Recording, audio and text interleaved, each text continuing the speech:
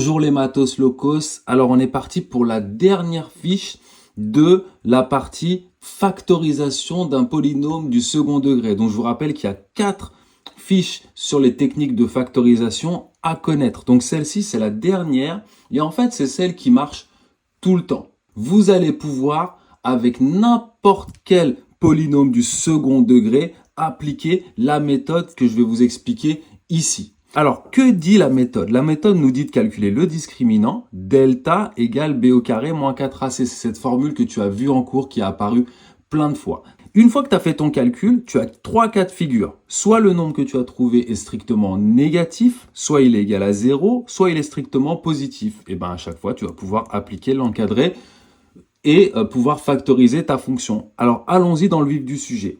On a pour le grand A, f de x qui vaut moins 3x au carré, moins x plus 2. On calcule le discriminant. Alors, si tu veux, dans un premier temps, ce que tu peux faire, c'est que tu peux donner la valeur de A, de B et de C pour ne pas te tromper. Donc, A ici, il vaut moins 3. B, il vaut moins 1 et C vaut 2. Ce sont les coefficients qui apparaissent. Je calcule le discriminant delta. Delta, il vaut b au carré, donc moins 1 au carré, moins 4ac. Donc moins 4 fois moins 3 fois 2. Je fais le calcul, b au carré, ça donne moins 1 au carré. Attention ici à ne pas oublier les parenthèses. N'écrivez pas que c'est égal à moins 1, c'est égal à plus 1. Moins 4 fois moins 3, ça donne 12. Fois 2, 24. Donc plus 24, donc ça donne 25. Je suis dans le cas où le discriminant est strictement positif. Regardez ici, delta est strictement positif. Donc je regarde la case dans laquelle je suis ici. Alors f se factorise sous la forme f de x égale a facteur de x moins x1, facteur de x moins x2. Et x1 et x2 sont les deux racines que l'on peut obtenir grâce aux formules que tu as vues dans le cours. On va voir ça tout de suite. Il me faut donc les racines avec x1 qui vaut quoi? x1, la formule, la première racine, vaut moins b. Je vais écrire la formule si vous voulez pour une fois. Plus racine de delta divisé par 2a. Donc j'obtiens quoi? Ça me donne moins b moins moins 1, ça me donne plus 1. Plus racine de 25, delta ici il vaut 25, donc racine de 25, ça donne 5. Divisé par 2 fois a. A il vaut moins 3, regardez ici je l'avais écrit, donc 2 fois a ça donne moins 6. Au numérateur j'ai 1 plus 5, ça donne 6, divisé par moins 6, ça me donne moins 1. Ok. Maintenant pour x2. x2, ça vaut la même chose avec un moins ici, comme tu l'as vu dans le cours. Donc ça me donne moins b, moins racine de delta, divisé par 2a, ce qui donne ici 1, et cette fois, je n'ai pas plus 5, mais moins 5, donc vous voyez, les calculs sont à peu près identiques. Je fais mon calcul, 1 moins 5, ça me donne moins 4, divisé par moins 6, ici j'ai deux simplifications, moins et moins, ça fait plus. 4 divisé par 3, ça se simplifie en 2 tiers. Voilà, je suis content, j'ai mes deux racines ici, x1 et x2, x1 et x2, je sais que ça se factorise sous cette forme-là. Ainsi,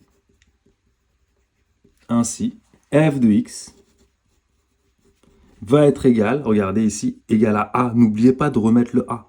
A ici, il vaut quoi? Il vaut moins 3.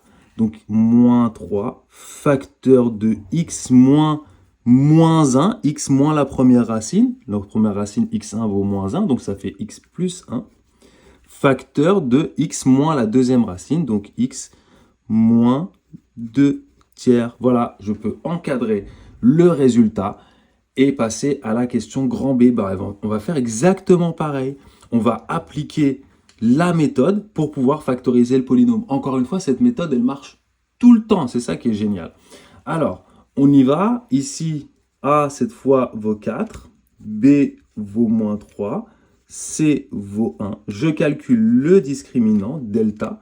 Ça me donne B au carré moins 4 fois A fois C. OK? Ici, la formule. Delta, donc, ça me donne 9 moins 16. Ce qui donne moins 7. Delta, il est négatif. Ok? Donc, qu'est-ce que j'ai? Puisque delta est négatif, je regarde, je suis dans le cas de figure ici, delta négatif, pas de factorisation possible.